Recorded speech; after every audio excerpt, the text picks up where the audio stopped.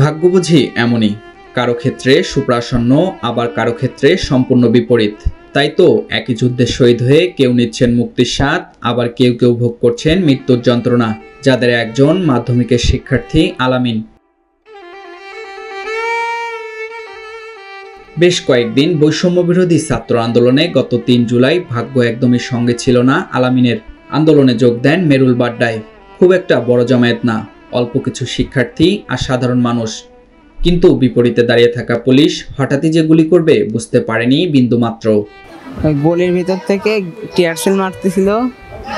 Tear shell মারার সময় আমার সামনে টিয়ারশেল পড়ে, আমি চোখে কি ঝাপসা দেখি, কিছু চোখ পড়ার কারণে আমি দেখতে পারি না। টিয়ারশেলের গ্যাসে চোখে দেখতে পারছিল না আলামিন। ঠিক তখনই বিপরীতে দাঁড়িয়ে থাকা পুলিশের একটি গুলিতে পা ঝুলে পড়ে যায় আলামিনের। সড়কে পড়ে থাকলে তাকে উদ্ধার করে একটি বিল্ডিংয়ের নিচে নিয়ে যায় কিছু মানুষ। সেখান থেকে তাদের মারধর করে তাড়িয়ে দেন পুলিশ। এরপর গুলিবিদ্ধ অবস্থায় তাকে লাথি, ঘুষি ও কিল মারতে থাকে। তাৎক্ষণিক বুদ্ধিতে অচেতন হওয়ার ভান করলে সেখানেই ফেলে চলে যান আলামিনের গুলিবিদ্ধ দেহ। পুলিশ চলে যাওয়ার পর পানির জন্য ছটফট করতে থাকেন আলামিন। অপর দিক থেকে একটি ফ্ল্যাটের জানালা দিয়ে শুরু থেকেই সব দেখছিলেন এক মহিলা। পানির বোতল ছুঁড়ে মারলে পানি পান করে জীবন ফিরে পান আলামিন। এভাবেই ক্যামেরার সামনে সেদিন ঘটে যাওয়া ঘটনার বিবরণ দিচ্ছিলেন নবম শ্রেণীর শিক্ষার্থী আলামিন। তুমি একটা অরিজিনাল বুলেট ছুটছে, আমি টের পাইছি, টের পায় উঠছি, চোখ জ্বলা অবস্থায় চোখ ধরে উঠছি, উঠে দৌড় দেবো, কিন্তু আমি দেখতে পাচ্ছি না, যে দৌড় দিতে পারতেছি না। অরিজিনাল বুলেট ছুটছে, ডাইরেক্ট এসে আমার পায়ে লাগছে। পায়ে লাগার পর আমি ওখানে পড়ে গেছি। পরে কিছু ভাইয়ারা আছে ওখানকার, আমাকে ধরে একটা বিল্ডিং এর নিচে নিয়ে গেছিল। পিছে লাগতে আমার পকেটে টাকা ছিল, 2টা টাচ ফোন ছিল, সেগুলো নিয়ে গেছে। আমার যখন লাগতেছে তখন আমি অজ্ঞানের ভান করছি, ভান না করলে আমার আরো মারতোরা। ওটা আমার ভাইয়ারা জানলা দিয়ে, অনেক ভাইয়ারা আমার দেখতেছিল জানলা দিয়ে। একটা আপু আর একটা ভাই আমার গ্লাসের বোতলে জানলা দিয়ে পানি দিছে।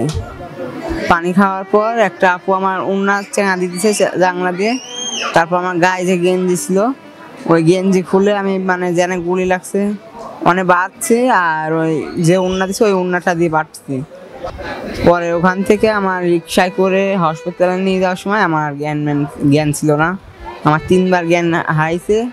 শাহাদাত কাজ করেন পোশাক কারখানায়। শুরুতেই কোটা আন্দোলনের সাথে যুক্ত না থাকলেও আন্দোলনের গণজোয়ারে ভাগ্যের কাছে কিছুটা হেরে যান। যেদিন অসহযোগ আন্দোলনের ডাক হয় সেদিন রাস্তা নেমে আসছি ছাত্রছাত্রীদের সাথে, জনতার সাথে। আমরা অবস্থান নিয়েছি পিজি হসপিটালের সামনে। ওইখানে আমাদের গুলি করা হয়েছে। আগায় যাইতেছিলাম ফার্ম গেটের দিকে। তো ফার্ম গেটের কাছাকাছি যাওয়ার পরে প্রচুর পরিমাণ গোলাগুলি হয়েছে, এবং আমার নিজের হাত দিয়ে আমি 20 থেকে 30 জনকে উঠে বাডেন হসপিটালে নিয়েছি।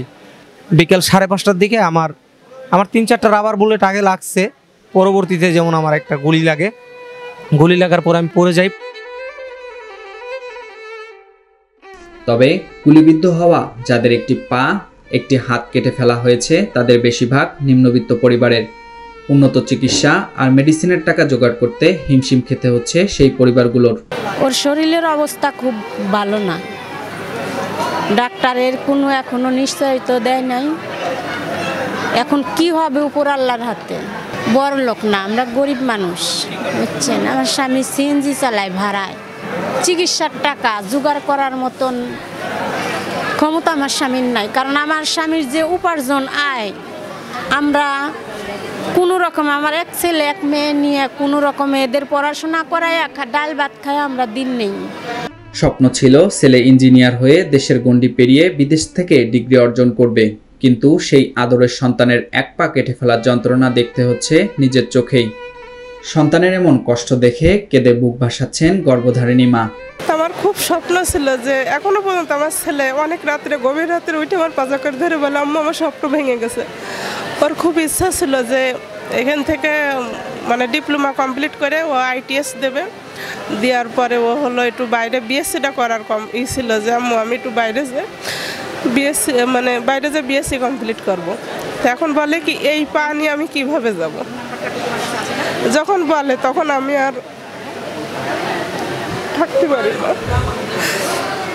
কারণ মানুষের হয়তো দুটো সন্তানও যদি থাকে, একটা যদি কিছু হয় তো আরেকটা নিয়ে তো মানুষ স্বপ্ন দেখে, কিন্তু আমার তো একটাই, আমি আর কারণে স্বপ্ন দেখবো। সরকার কাছে একটাই চাওয়া যে আমার ছেলের যোগ্যতা অনুযায়ী যাতে কিছু একটা কর্মস্থানের একটা ব্যবস্থা করে দেয়। আমি বিএসসি করাবো। পঙ্গু হাসপাতাল ঘুরে দেখা যায় কিছু রোগীকে সামান্য চিকিৎসা আর ছাড়পত্র দিয়ে বাড়ি পাঠিয়ে দিচ্ছেন। তবে শিক্ষার্থীদের মনিটরিং আর কঠোর দায়িত্বে উন্নত চিকিৎসা, মেডিসিন সহ নিবিড় পর্যবেক্ষণে দেখভাল করছেন হাসপাতাল কর্তৃপক্ষ। তবে অর্থ সংকট এবং কেন্দ্রীয় 6 সমন্বয়কের সাহায্য চান পঙ্গু হাসপাতালের এই সমন্বয়ক। চাঁদা কালেকশন করেছি। চাঁদা কালেকশন করার পরে আমাদের মেডিকেলের যে সাপ্লাইটা নাই, যে সাপ্লাইটা বাইরে থেকে নেওয়া হচ্ছে, সেগুলো আমরা কিনে এনে দিচ্ছি আমাদের কালেকশনের টাকা থেকে। সেটা প্রমাণস্বরূপে যে আপনারা দেখতে পারেন, আমরা প্রমাণ হিসেবে রাখতেছি। বৈষম্য বিরোধী ছাত্র আন্দোলনের পক্ষ থেকে তাদের সব কিছু ব্যবস্থা করা হবে এবং কোনো রুগীর কাছে যদি ডাক্তার যদি না যায়, ডাক্তারের সাথে কথা বলছি। কোনো যদি অবহেলা যদি দেখে, আমরা ডিরেক্টর স্যারের সাথে কথা বলছি এবং কারো কাছে যদি কোনো কমপ্লেন আসে, সাথে সাথে বৈষম্য বিরোধী ছাত্র আন্দোলনের যারা ভলেন্টিয়ার আছে তারা সেটার বিরুদ্ধে ব্যবস্থা নিচ্ছে। জীবনের জন্য অসহায় প্রাণ। আলামিনের জীবন এভাবে অকাতরে ঝরে না পড়ুক। আলামিন বেঁচে থাকুক স্বাধীন দেশের মুক্ত বাতাসে। সুস্থ হয়ে গড়ে তুলুক সুস্থ স্বদেশ। মারুফ হোসেন, দেশের কণ্ঠ, ঢাকা।